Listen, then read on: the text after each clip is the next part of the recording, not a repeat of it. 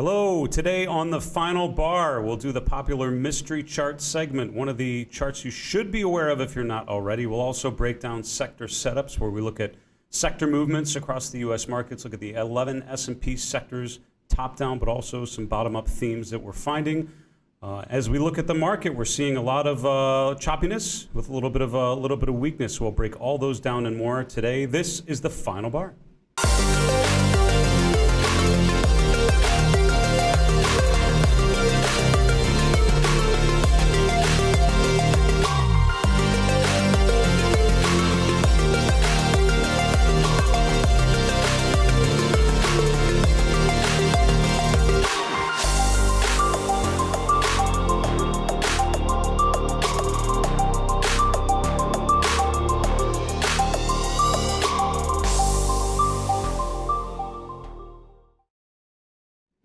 Hello everyone, welcome to today's edition of the Final Bar here on a rainy Tuesday afternoon in Redmond, Washington. I'm your host, Dave Keller. I'm the Chief Market Strategist here at StockCharts.com. The goal of the Final Bar, as you know, is to connect today's action, the short-term movements, with the long-term trends and try to make sense of what we're seeing. So we're going to look a little bit today about sectors. That's sort of one of the themes of the day.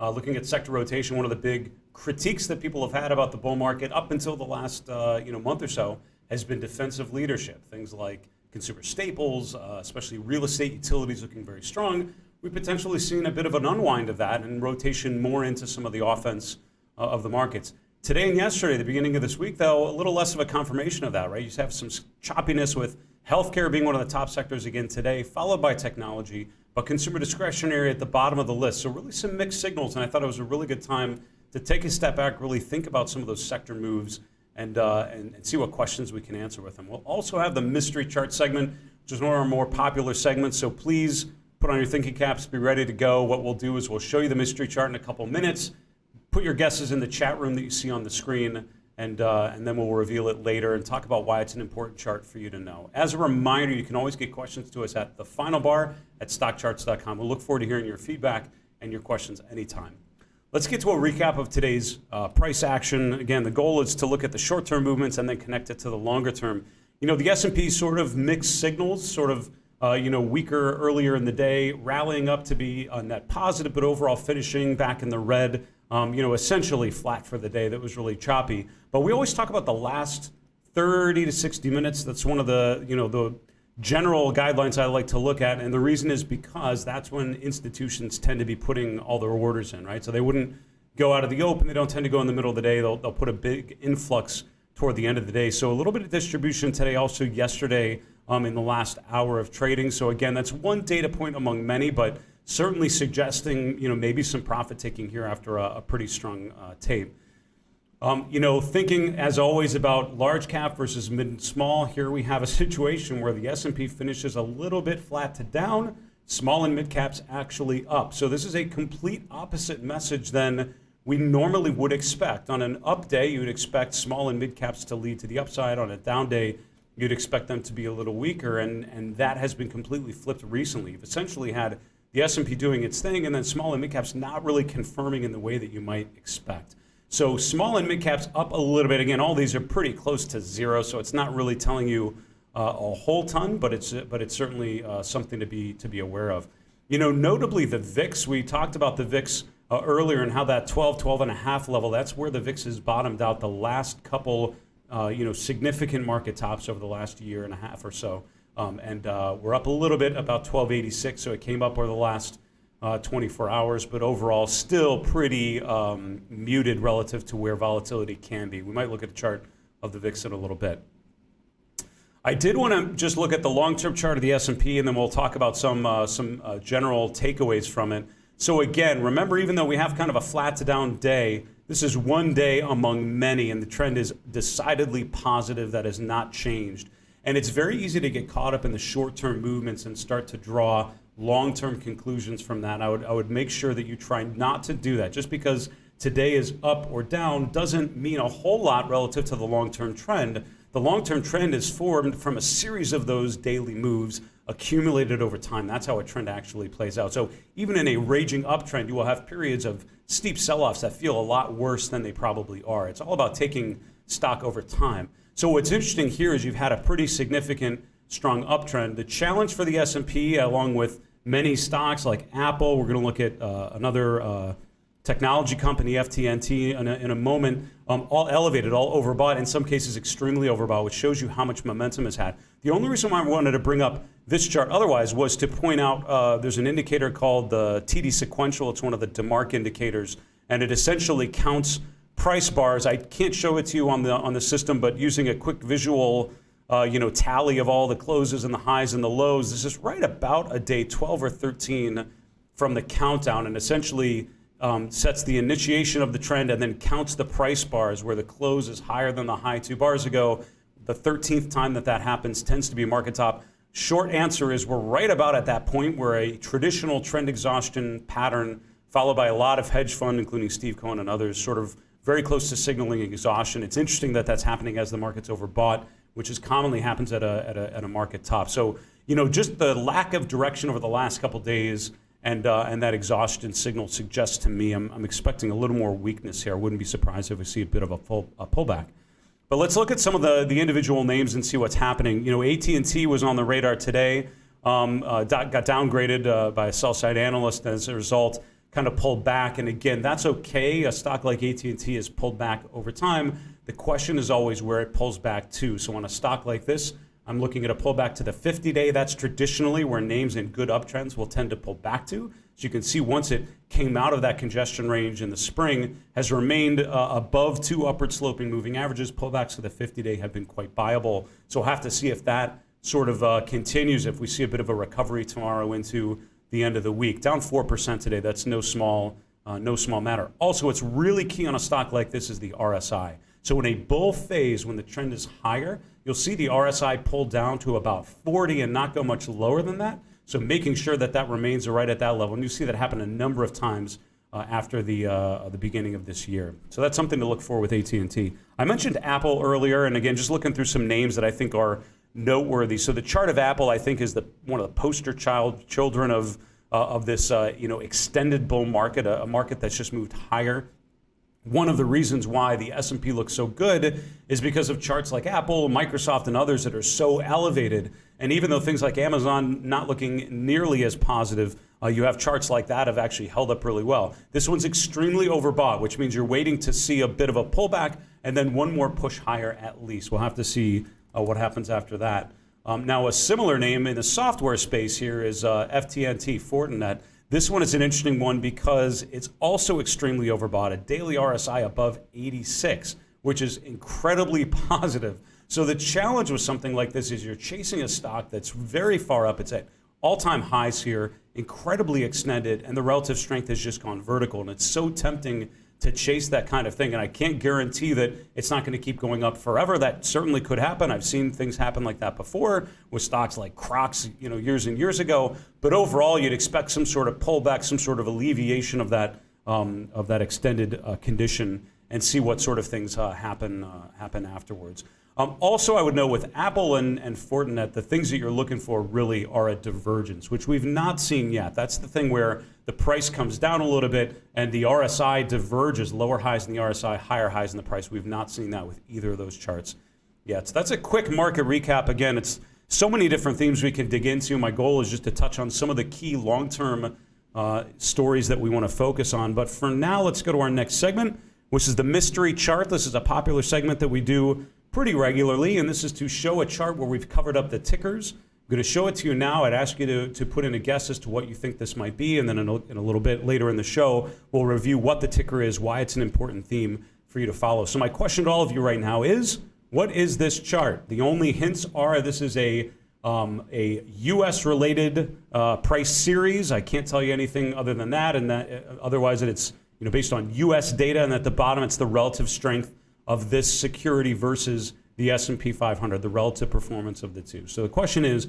what is this chart? If you have a guess, put it in the chat room. Our producers are going to be monitoring that, and then later in the show we'll review how Team Final Bar did, and I'll also answer the question and tell you why it's an important chart to pay attention to.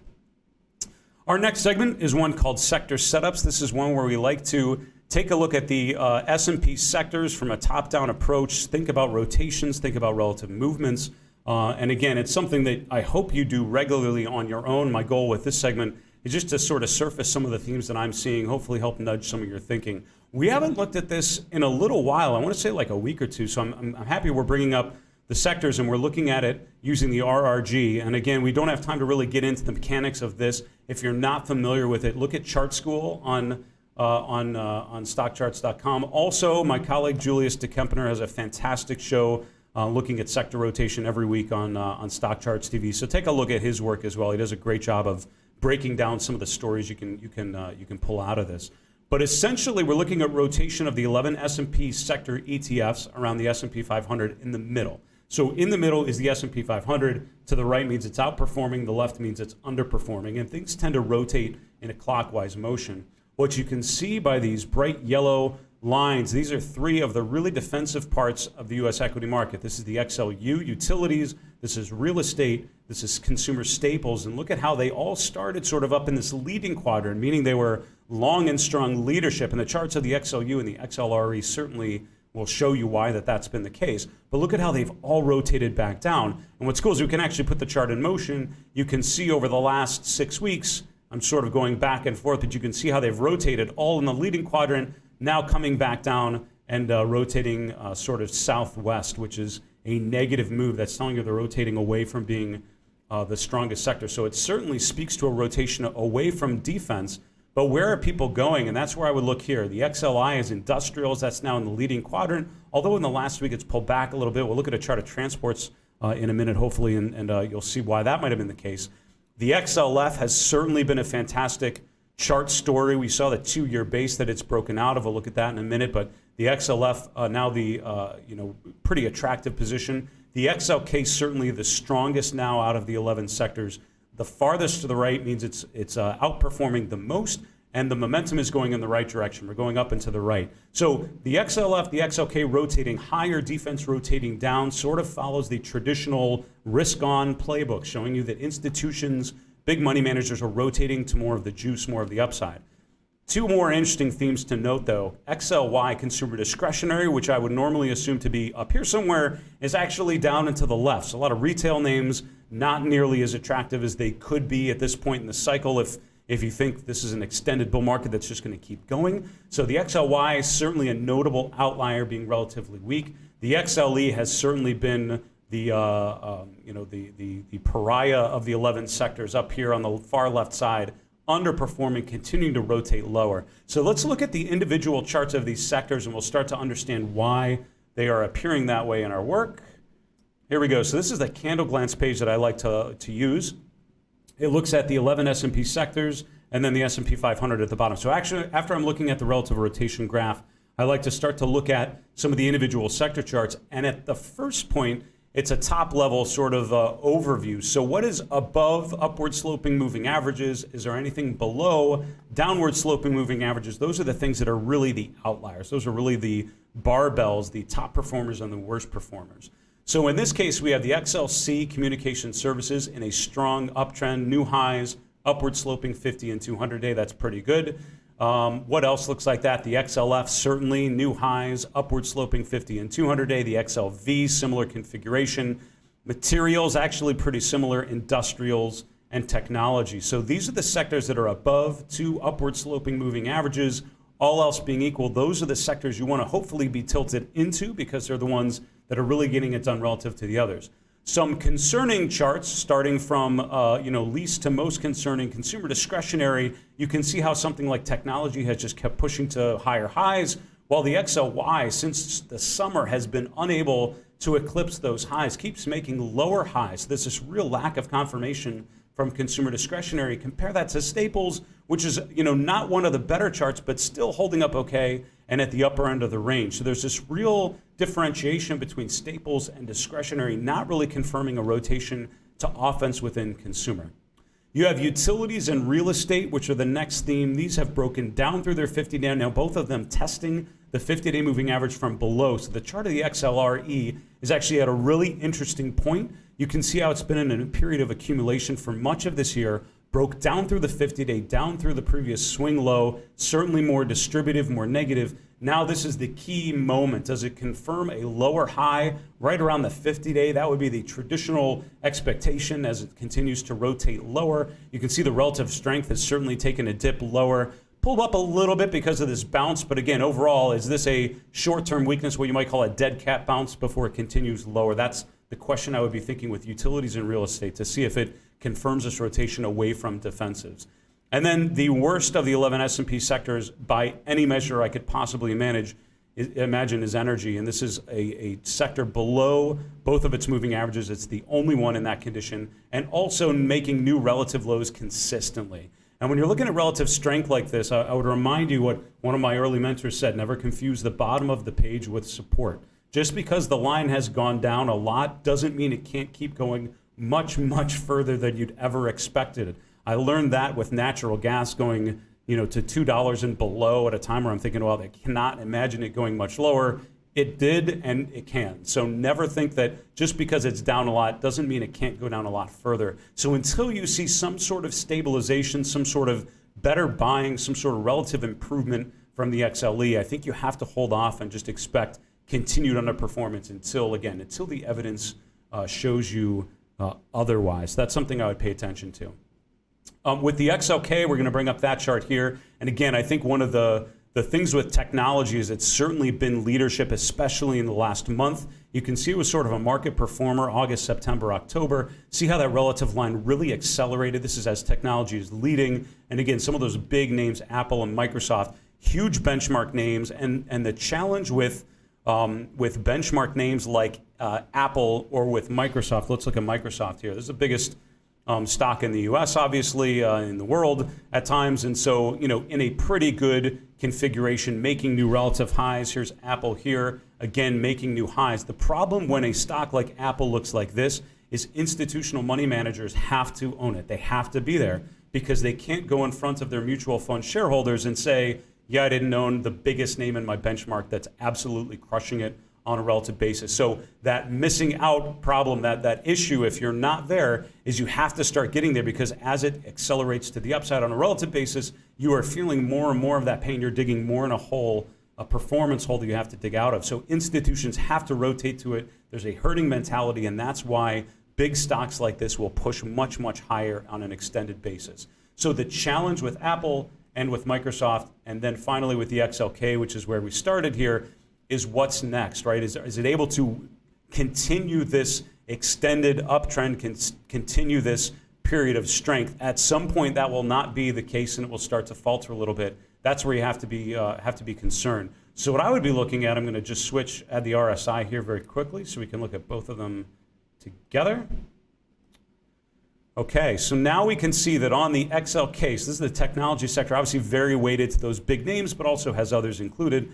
An RSI of 75. So overbought, not yet extremely overbought, but pretty extended. And again, what you would generally expect is a bit of a pullback. So the question is it a late February, late March pullback, where it's a little bit of a rest before the next leg higher?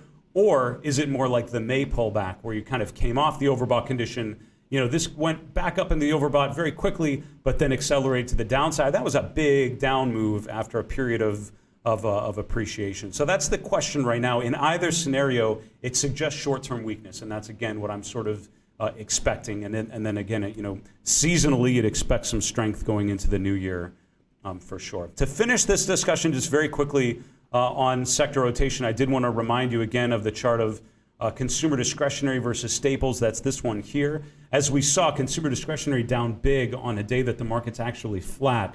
And that is what is causing this ratio to not appreciate. In a normal environment, all else being equal, I would expect this ratio to be in pretty good shape, as consumer discretionary is outperforming consumer staples, as the more offensive side of consumer is in better shape than defensive. That's not been the case. Now the ratio is broken to a new swing low, broken below the low from the end of last month.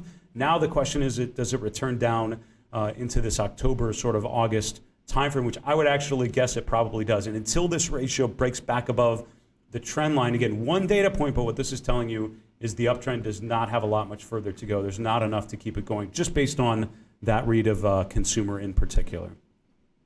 So that is our segment on sector setups. Again, so many themes to unpack there. I hope you're able to follow some of those, have some thoughts about what sectors you may want to look at that you've not looked at before. We're going to take a quick commercial break. We'll be back with the unveiling of the mystery chart. See you in a minute.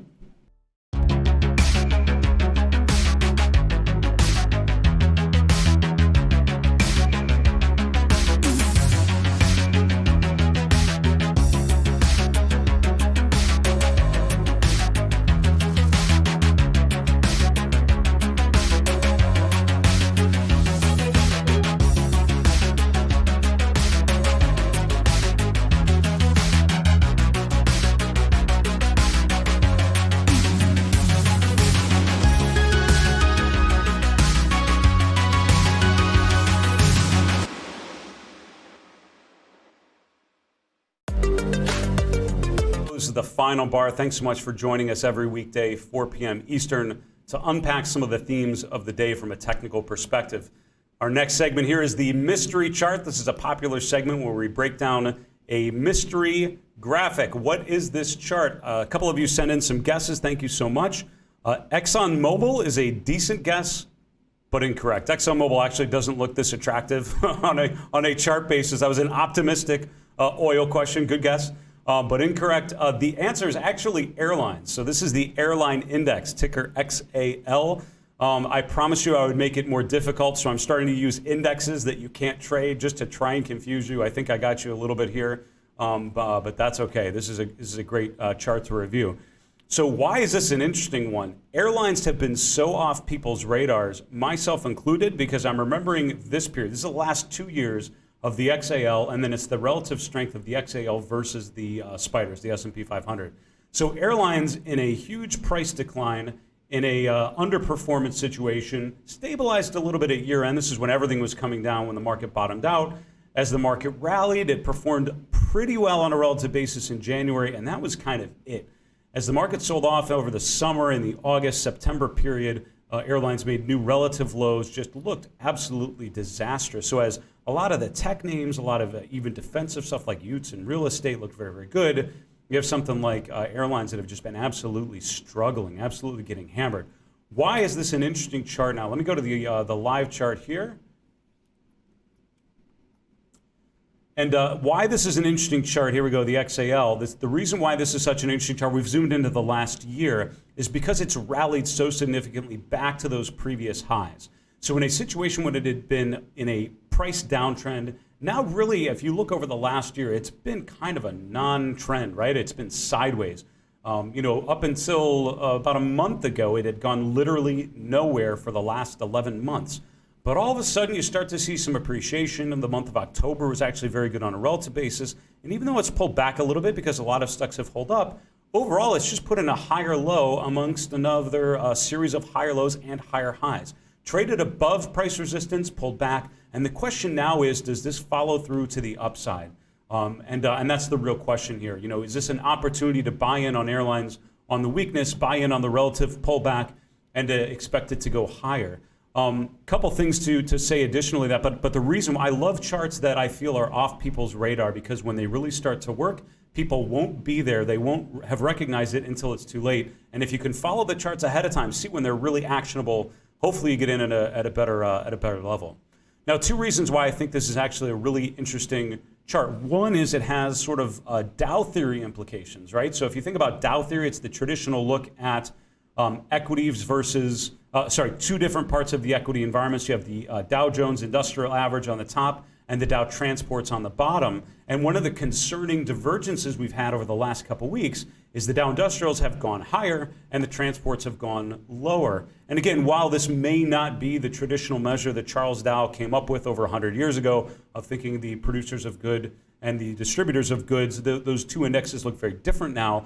It is still a measure that I find a lot of technical analysts, especially previous generations, pay a special attention to because it's worked. It's been a consistent indicator of confirmation and non-confirmation in U.S. equity prices. So the fact that you had just the beginning of a potential non-confirmation is why I think it's interesting to put on your radar. If airlines really start to work, if they break out on a price and especially on a relative basis, I think that would help contribute to transports going higher. Now, this also has other things like railroads and other things that would have to do well also, which is totally fair. But that would be one component of transports that have not been looking especially good that could start to improve, and that might make Dow theory look a lot more attractive.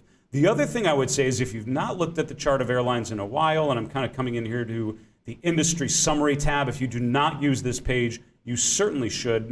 Do yourself a favor and do that. If you go to airlines, you will see the scooter rankings for all the different airlines. You can sort it by market cap, sort it by scooters. We're going to do that. A lot of these are some of the smaller names in the airline space that you might not be as familiar with. So something like Hawaiian Holdings comes to mind, ticker HA. It's a smaller stock. It's one that might not be one you follow. It's up 2% almost on a day that was essentially flat. Look at this rotation from distribution to accumulation, higher highs, higher lows. If I had a portfolio that looked kind of like this, I'd probably feel pretty decent about myself as an investor, because that's not too good. You have to compare those to something like American Airlines, some of the big US ones you might be familiar with, less attractive. So good idea to go to the industry summary on something like airlines and dig a little deeper, see what sort of names you can uncover.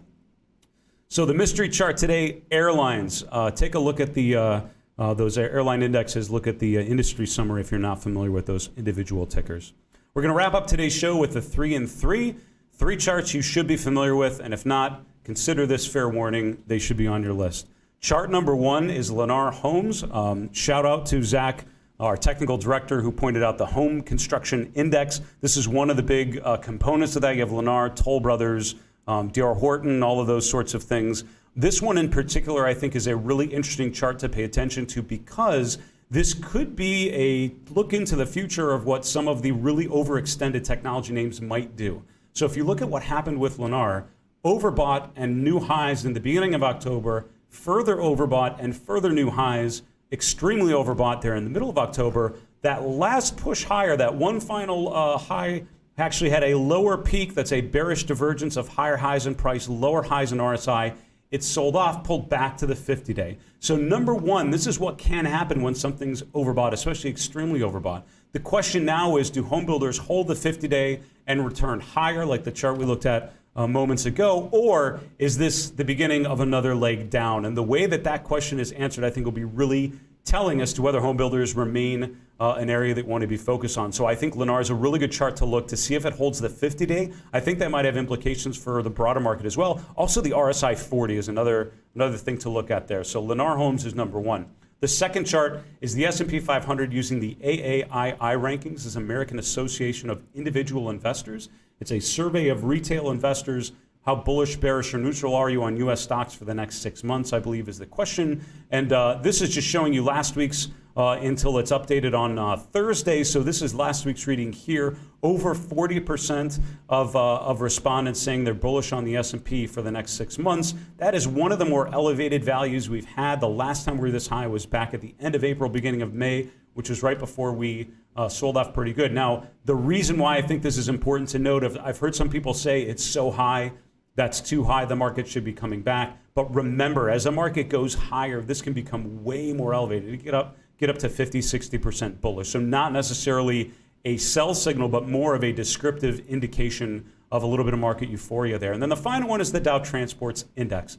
We looked at airlines, and this is one, airlines are one component of transport among others. I think this pullback as the Dow Industrials has gone up like that is a noteworthy sort of divergence. I'm looking for any signs that there might be some internal weakness. This is one I'm paying attention to. Whether or not we stabilize here and return higher, I think is going to be a really, really key signal. It's testing the highs from April, and now is sort of decision time. Is it able to break it through, or is this the rotation lower? And if it rotates lower, I think that has certainly negative implications for the broader equity universe.